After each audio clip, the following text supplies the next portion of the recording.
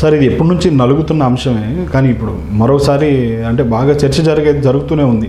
ఎందుకంటే Dil Raju cinema theatres అన్నిటిని black చేశారు అనేటువంటిది. ఎందుకంటే సార్ ఈ సంక్రాంతికి ఇటు వీరసింహారెడ్డి, వాల్తేరు వీరయ్య ఈ రెండు ప్రధానంగా కూడా రాబోతున్నాయి. వీటితో పాటు వారసుడు సినిమా ఆయన ప్రొడ్యూస్ చేశారు కాబట్టి దిల్ రాజు కూడా కొన్ని మేజర్గా మంచి రెవెన్యూ తీసుకొచ్చేటువంటి థియేటర్స్నే ఆయన బ్లాక్ చేశారు అనేటువంటిది బాగా వినపడుతుంది సార్. అసలు ఏంటి ఈ సమస్య, ఎట్లా ఇది సమస్యగానే ఇంకా మరింత జటిలం అవుతుంది అంటారా? ఇది సద్దుమణిగే పరిస్థితి కనపడుతుంది. జటిలం అయిపోయిందండి. ఇప్పుడు దిల్ రాజు తాలూకు ఆయన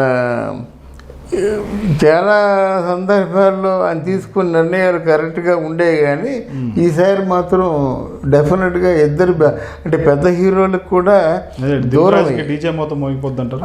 డెఫినెట్గా దిల్ రాజు దూరం అయ్యాడు. ఇటు బాలకృష్ణ క్షమించడు, బాలకృష్ణ అభిమానులు కూడా క్షమించరు. అలాగే ఎవరు చిరంజీవి గారి తాలూకు అభిమానులు కూడా దిల్ రాజుని క్షమించరండి. ఆయన మధ్యలో వేసేసి బాంబు బ్లాస్ట్ చేస్తే ఎలాగవుద్దండి? ఇప్పుడు అది కూడా తెలుగు ఆర్టిస్ట్ కాదు, ఆయన తమిళ ఆర్టిస్టు. తమిళ్లో పేరున్నాడు, తమిళ్లో మంచి రెవెన్యూ తెచ్చుకుంటున్నాడు.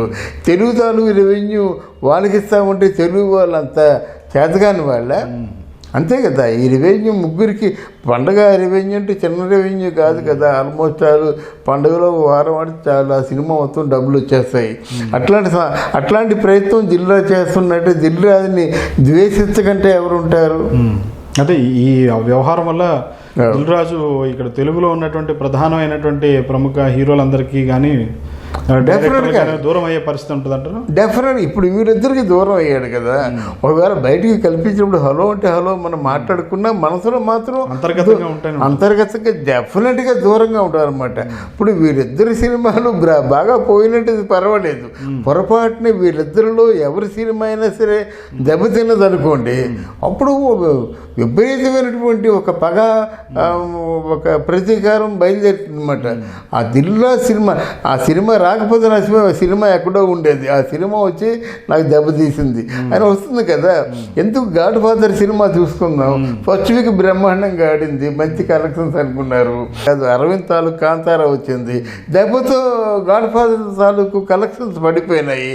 అప్పుడు ఎంతమంది అనుకున్నారు? కేవలం చిరంజీవిని వెనకమారుగా దెబ్బతీయడం కోసమే కాంతారాని రిలీజ్ చేశారు. లేకపోతే కాంతారా నా స్టామినా తెలిసి కూడా చిరంజీవి సినిమా మీద ఎందుకు రిలీజ్ చేశారని అందరూ అనుకున్నారు పిసిరసుకులు. అందువల్ల అలాగే అనుకుంటారు అన్నమాట. ఈ రెండు సినిమాలు బ్రహ్మాండంగా పోయినట్టు ఇంకా పర్వాలేదు, పోకపోతే మాత్రం డెఫినెట్గా చాలా బ్యాడ్ నేను తెచ్చుకుంటాడు. ఎందుకంటే సార్ గతంలో ఈయన ప్రపోజల్ ఎవరైతే నిర్మాతల మండలి ఉందో నిర్మాతల మండలిలో ఈయన దిల్ రాజే ప్రపోజల్ పెట్టారు. ముందు తెలుగు హీరోలు ఎవరైతే ఉన్నారో తెలుగు ఇండస్ట్రీ హీరోలకే ఇచ్చిన తర్వాత వేరే చూడాలన్నారు. మళ్ళీ ఇప్పుడు ఆయనే మాట తప్పుతున్నారు. దిల్ రాజు గారు కొన్ని ఆయన స్థాయిని మర్చిపోయి కూడా ఆయన జోక్యం చేసుకున్న సందర్భాలు ఉన్నాయి. పవన్ కళ్యాణ్ ఏం చెప్పాడు? అదేంటండి, సినిమా తీసిన వాడు ఆ సినిమాకి టికెట్ ఎంత పెట్టుకోవాలో, వాడు ఎంత ఖర్చు పెట్టాడో దాన్ని ఏ విధంగా రాబట్టుకోవాలో నిర్మాత ఆలోచించుకోవాలి. సినిమాను ఒక వేడుగ్గా ఒక కళాత్మక దృష్టితో చూసే ప్రభుత్వానికి ఎందుకు తలకాయ నొప్పి? మేము పడతాం. ఎప్పుడో మేము గెస్ట్గా పిలిస్తే మీరు వచ్చి ఫంక్షన్కి వచ్చి ఆదరించండి, బ్లెస్ చేయండి అని చెప్పినట్టయితే దిల్ రాజు ఏమన్నాడండి? ఆ పవన్ కళ్యాణ్ మాటలతో మా సంబంధం లేదన్నాడు. తేలికైపోయారు కదా మీరు. ఇప్పుడు మీరేం మాట్లాడారు? మీరు వెళ్ళిపోయి మీ జుత్తు ఏమో ప్రభుత్వం చేతికి ఇచ్చారు. ప్రభుత్వం ఏం చెప్పింది? 2% ట్యాక్స్ అని చెప్పింది. టికెట్లు ప్రభుత్వమే అమ్ముతుందని చెప్పింది. తర్వాత టాలీవుడ్ గట్టిపడి చిత్ర పరిశ్రమ ఏ నిర్ణయాలు తీసుకున్నా సరే ప్రభుత్వం తాలూకు యాక్సెప్టెన్స్ తీసుకోవాలని చెప్పింది. మీ జుత్తు వాళ్ళు చేతికి ఇచ్చినట్టు కాదు, అది పనిచేసింది దిల్ రాజు కాదు. కానీ కొన్ని మాటలు అంటే వింటూ ఉన్నాం సార్. ఎందుకంటే ఈ తెలుగు తమిళ డబ్బింగ్ సినిమాలు ఏవైతే ఉంటాయో ఆ తెలుగు ఇండస్ట్రీ నుంచి ఒక 20% తమిళ ఇండస్ట్రీకి లాభం వస్తుందని చెప్పి కూడా అంటున్నారు. అంతే కదండి. GF2 ఉందనుకోండి, ఎంత కలెక్ట్ చేసింది? మీకు కలెక్షన్ అంతా ఇక్కడి నుంచే వచ్చింది, మిగతా కలెక్షన్ అంతా బాంబే నుంచి వస్తుంది. కన్నడంలో ఎంత కలెక్ట్ చేస్తుంది, ఏమాత్రం వస్తుంది ఆదాయం తెలుగులోంచి వస్తుంది. కాంతారా మూవీస్ కూడా తెలుగులోంచే 100 కోట్ల పైన వెళ్ళింది. అలాగే తమిళ సినిమాలకు కూడా 20% వెళ్తుంది. అది తెలుగు పరిశ్రమలో ఉన్న పెద్దలందరూ ఆలోచించుకోవాలి. ఇక్కడ తెలుగు పరిశ్రమలో పెద్దలు ఎవరు ఉన్నారు? పెద్దలు ఎవరు లేరు కదా. ఇప్పుడు చిరంజీవి గారిని నిలబెడదామంటే ఆయన నేను పెద్దగా ఉన్నో బిడ్డగా ఉంటా అంటాడు ఆయన. మోహన్ బాబుని నిలబెడదామంటే మోహన్ బాబుకి ఎవరు సపోర్ట్ చేసేవాళ్ళు లేరు. ఇంకెవరు ఉన్నారు? పెద్దలు ఎవరు లేరు కదా. పోనీ ఒకవేళ ఆ ప్రొడ్యూసర్లు సి కళ్యాణ్ అంటే సి కళ్యాణ్ మాట ఎవరు వినరు. ఇక ఎవరు సురేష్ బాబు ఇతరులతో సంబంధం లేకుండా తన వరకు తను జాగ్రత్త పడతాడు. అశ్విని దత్ ఏమో ప్రొడక్షన్లోకి వెళ్ళిపోయినాడు. అరవింద్ ఏమో సినిమాల కంటే ఎక్కువ లాభాలు వస్తున్నాయి ఆహా ఛానల్ అని ఆయన ఆహా జోలికి వెళ్ళిపోయాడు. అదే పని మీద ఉన్నాడు. రాత్రి బాబులు అదే ఆలోచనలు. మరి ఇంకెవరు పెద్ద? ఎవరిని పెద్దగా ఆలోచిస్తా, ఎవరు పెద్దగా నిర్ణయాలు తీసుకుంటారు, ఎవరు పెద్దగా అందరినీ డిక్టేట్ చేస్తుంటారు? ఇది ఆలోచించవలసిన ప్రశ్న మాట. అందువల్ల ఈయన ఎవరు మన దిల్ రాజు గారిని ఆడింది ఆట పాడింది పాట అయిపోతుంది అన్నమాట. ఎవరో చెప్తున్నారు. టాపిక్ ఏంటంటే సార్, ఎక్కడికక్కడ మేజర్గా కలెక్షన్లు రాబట్టేటువంటి ఏవైతే థియేటర్స్ ఉన్నాయో ఆ థియేటరు దిల్ రాజు బ్లాక్ చేశాడు అని. ఆయన బ్లాక్ చేసినట్టయితే అంతేనండి. కొన్ని సినిమాలకి సెంటిమెంట్లు కానీ ఓ సినిమా పలానా థియేటర్ ఆడిందంటే అందరూ చూస్తారు. ఆ సినిమా ఇప్పుడు విజయనగరం సెంటిమెంట్స్ కూడా ఉంటాయి. ఆ సినిమాలు ఎక్కువ సజ్జనోత్సవ సినిమాలు కొన్ని థియేటర్లు ఆడతాయి. అలాగా విజయనగరం న్యూ పూర్ణ బ్రహ్మాండంగా ఉంటుంది అన్నమాట. కృష్ణ సౌండ్ బాగుంటుంది అంటారన్నమాట.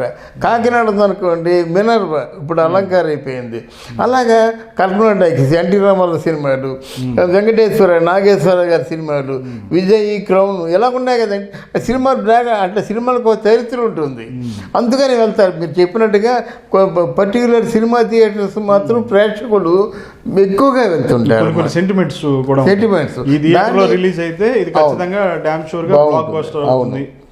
దాన్ని బ్లాక్ చేశారంటే మరి ఏమనుకోవాలి చెప్పండి.